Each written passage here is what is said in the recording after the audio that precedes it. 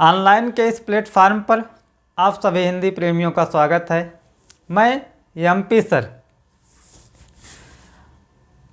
मेरे द्वारा काव्यशास्त्र पढ़ाया जाए, यह टॉपिक इतना इम्पॉर्टेंट है, काव्यशास्त्र का टॉपिक इतना इम्पॉर्टेंट है। यदि आप यूपी, टीजीटी, पीजीटी, नेट और जीआईसी प्रवक्ता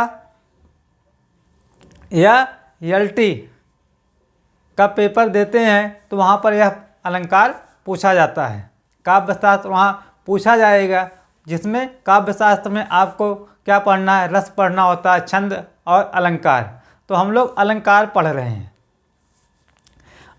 और जो मित्र हमारे बाहर अदर स्टेट का पेपर देते हैं वहाँ पर भी यह अलंकार पूछा जाता है। और जैसे आपका बीएड एंट्रेंस हो, यूपी पुलिस हो, वहाँ पर भी अलंकार पूछा जाता है। कहने का तात्पर्य यह ऐसा टॉपिक है, चाहे सामान्य हिंदी से आप कोई भी प्रतियोगी परीक्षा देते हैं तो वहाँ पर अलंकार पूछा जाता है। इस अलंकार की महत्ता को देखते हुए आज हम यह वीडियो लेकर आप लोग के लिए यह वीडियो लेकर आए हैं। तो इस वीडियो में हम लोग पढ़ेंगे यमक अलंकार। तो आइए हम लोग पढ़ते हैं यमक अलंकार। तो यमक अलंकार का यमक का शाब्दिक अर्थ क्या होता है? जोड़ा। शाब्दिक अर्थ, तो शाब्दिक अर्थ इसका क्या होता है? जोड़ा।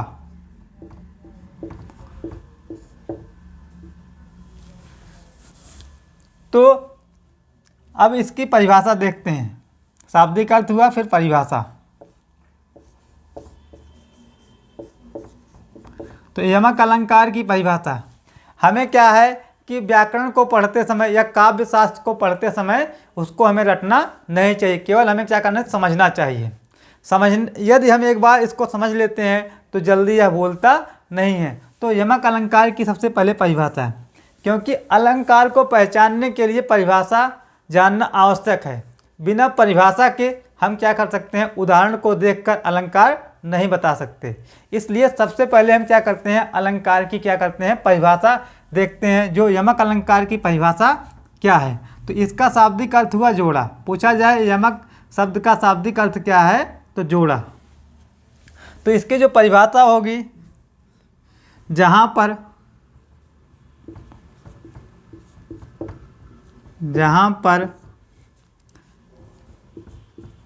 एक शब्द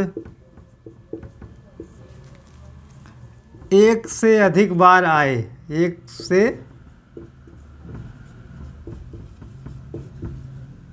अधिक बार आए, लेकिन उनका अर्थ भिन्न भिन्न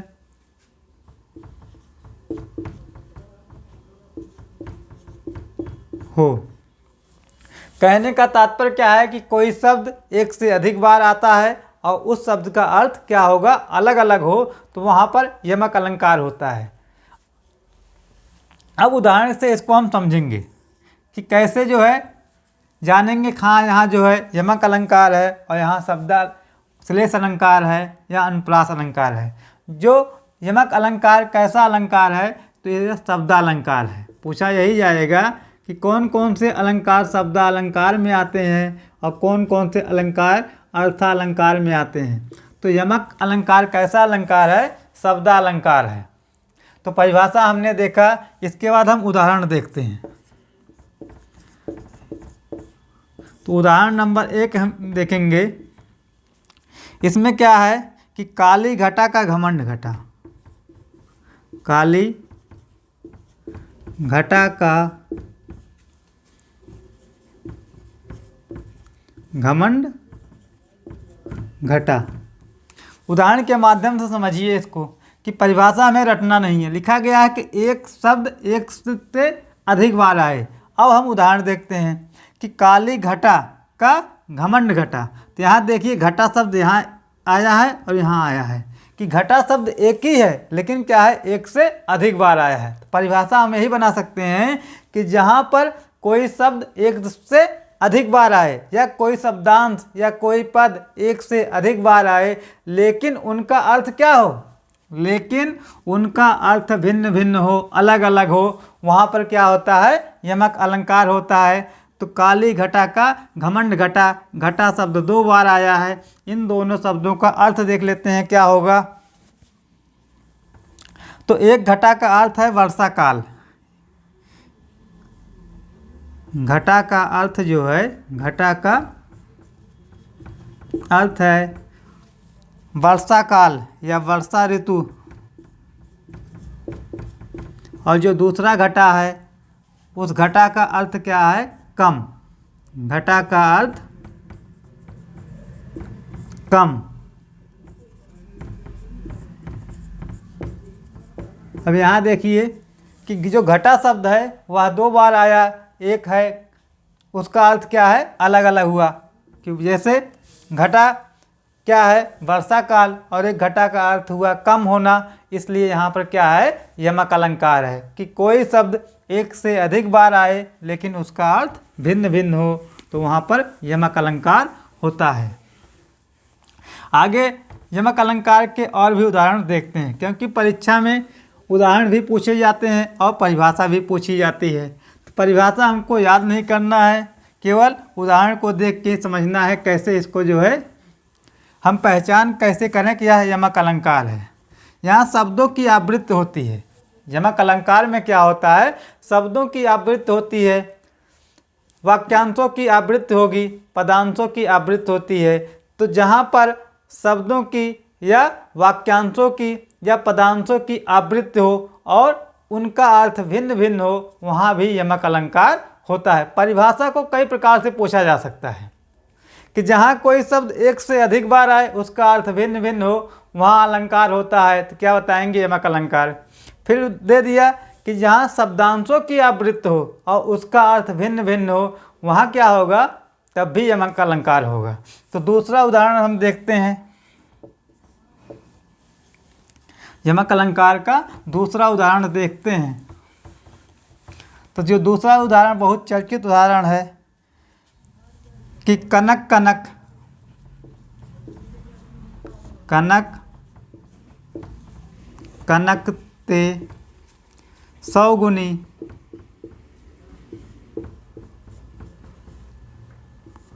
मादकता अधिकाय,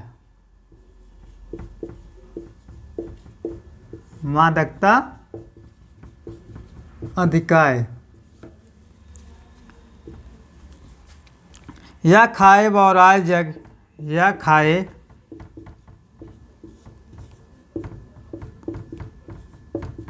बौराए जग, वा पाए बौराए, वा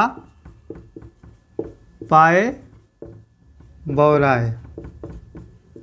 कहा यह जा रहा है कि कनक कनक, यहाँ देखिए एक शब्द कनक है, एक शब्द कनक, मतलब एक ही शब्द कनक है, वह क्या है, एक से अधिक बार आया है, लेकिन इन दोनों कनक का अर्थ क्या है, अलग अलग होगा। इसलिए यहाँ पर क्या होगा, यमक अलंकार होगा। और इन दोनों पंक्तियों में कभी कभी अगर यमक अलंकार नहीं दिया, दोनों पंक्ति दी गई है, तो यहाँ पर यमक अलंकार ना होकर एक अलंकार काव्यलिंग अलंकार है, वह अलंकार होगा काव्यलिंग। ध्यान हमें देना है कि अगर दोनों पंक्ति दी गई है कि कनक कनकते 100 गुनी मादकता अधिका, यदि इतना दिया गया है तो यहाँ पर क्या है, यमक अलंकार होगा। और ये दोनों पंक्ति दी गई है और आपके विकल्प में यमक अलंकार भी है और काव्यलिंग भी है, तो हम काव्यलिंग अलंकार लगाएंगे, यमक नहीं लगाएंगे। अगर एक ही विकल्प में केवल यमक ही है तो हम यमक लगाएंगे। तो यहाँ जो पहला कनक है, इस कनक का अर्थ क्या है, धतूरा होता है। एक कनक का अर्थ क्या हुआ, धतूरा, और दूसरा कनक का अर्थ क्या हुआ, सोना। यहाँ देखिए शब्द एक ही है लेकिन इनका अर्थ क्या है, अलग अलग है। शब्दों की पुनरावृत्ति हो, ऐसा भी परिभाषा बन सकता है, पूछा भी जा सकता है कि जहाँ शब्दों की पुनरावृत्ति हो और उनके अर्थ भिन्न भिन्न हो, तब वहाँ कौन सा अलंकार होगा, तब भी यमक अलंकार होगा। तो यहाँ कनक कनक शब्द 2 बार आया। एक कनक का अर्थ सोना, दूसरे कनक का अर्थ धतूरा, इसलिए इस उदाहरण में कौन सा अलंकार है? यमक अलंकार है। आगे फिर हम अगला उदाहरण देखते हैं। एक उदाहरण है सजना है, सजना है मुझे सजना के लिए, सजना के लिए। अब यहाँ भी देखिए यह जो उदाहरण है इसमें भी सजना शब्द 2 बार आया है कि सजना है मुझे सजना के लिए। कौन सा अलंकार? यमक अलंकार। कैसे? एक सजना शब्द है, इसका अर्थ क्या होगा? श्रृंगार करना या सजना, श्रृंगार करना। और जो दूसरा सजना है इसका अर्थ क्या होगा? प्रियतम या पति, प्रीतम या पति। कि शब्द आपका एक ही है, सजना ही शब्द है, लेकिन क्या है दोनों सजना शब्द इसका अर्थ अलग अलग है। यहाँ पर क्या होगा? यमक अलंकार होगा। आगे और भी उदाहरण देखते हैं कि और कौन कौन से उदाहरण जो प्रमुख हैं वह यमक अलंकार के अंतर्गत आते हैं। बहुत ही महत्वपूर्ण उदाहरण है शब्दालंकार का, और हर परीक्षा में यह अलंकार पूछा ही जाता है, इसलिए इसको ध्यान से पढ़ें। एक है इसमें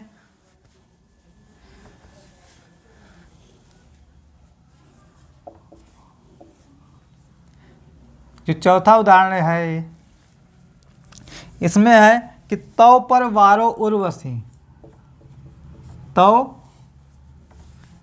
पर वारो, तौ पर वारो उर्वशी सुन राधिके सुधा सुजान, सुन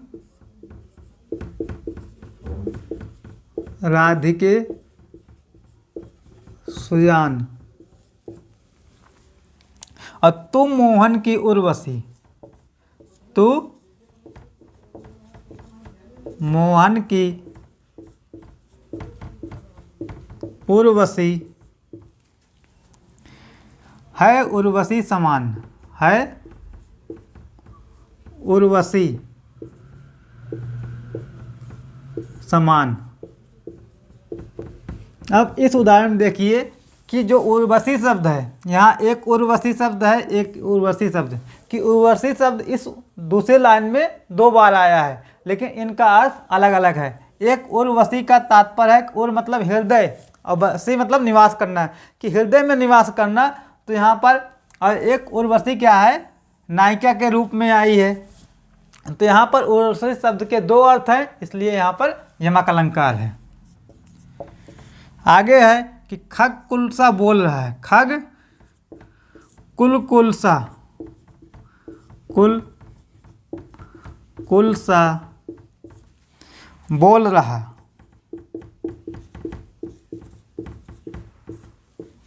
और किसलय का अंचल डोल रहा, किसलय का अंचल डोल रहा। यहाँ भी देखिए कुल, इस उदाहरण में कुल शब्द 2 बार आया है और दोनों का अर्थ अलग अलग है, इसलिए यहाँ पर यमक अलंकार है। अगला उदाहरण जो है कि तरण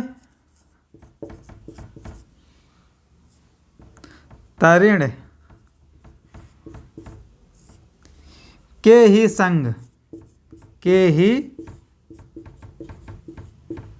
संग तरल तरंग में, तरल तरंग में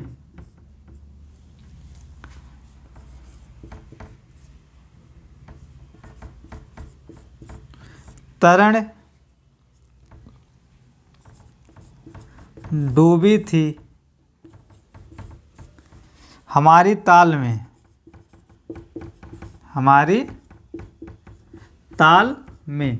अब इस उदाहरण में भी देखिए क्या है, तरण शब्द 2 बार आया है। तरण शब्द कितनी बार आया है? 2 बार आया है। और इनका अर्थ क्या है, अलग अलग है। एक तरण का अर्थ है सूर्य, एक तरण का अर्थ क्या है, सूर्य, और दूसरी तरण का अर्थ है नाव। इसलिए यहाँ पर क्या है, यमक अलंकार है। और उदाहरण देखते हैं यमक अलंकार के।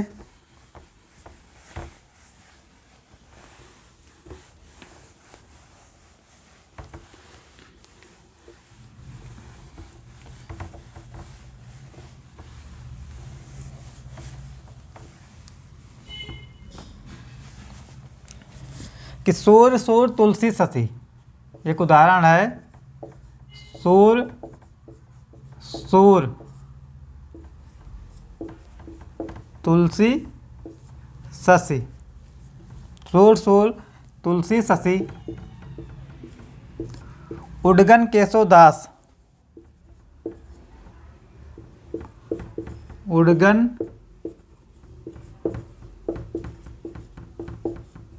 केशव दास। यहाँ देखिए कि सूर्य शब्द 2 बार आया है और यहाँ पर सूर्य शब्द 2 बार आया है और उन दोनों का अर्थ क्या है, अलग अलग है। इसलिए इस उदाहरण में भी यमक अलंकार है। एक सूर्य का अर्थ हुआ सूरज और एक सूर्य का अर्थ है सूरदास। इसलिए यहाँ पर कौन सा अलंकार होगा, यमक अलंकार होगा। तो इस प्रकार क्या होता है, जो अलंकार है यमक अलंकार आपका समाप्त होता है। आगे फिर हम अगले वीडियो में देखेंगे श्लेष अलंकार। हमें ध्यान देना है कि अलंकार किसे कहते हैं, अलंकार कितने प्रकार के होते हैं और कौन कौन से अलंकार किस अलंकार के अंतर्गत आते हैं। तो आपको जो है अलंकार 3 प्रकार के बताए गए हैं, जिसमें एक शब्दालंकार होता है, एक अर्थालंकार, एक उभयालंकार। तो इसमें क्या है, शब्दालंकार, और शब्दालंकार में 3 अलंकार प्रमुख हैं, जो एक अनुप्रास है, दूसरा यमक और तीसरा श्लेष है। तो हम इसमें क्या है कि 2 अलंकार देख चुके हैं, एक अनुप्रास अलंकार हो चुका है और आज यह जो है यमक अलंकार, उसकी परिभाषा और उदाहरण हो चुका है। आगे के वीडियो में हम देखेंगे श्लेष अलंकार। धन्यवाद।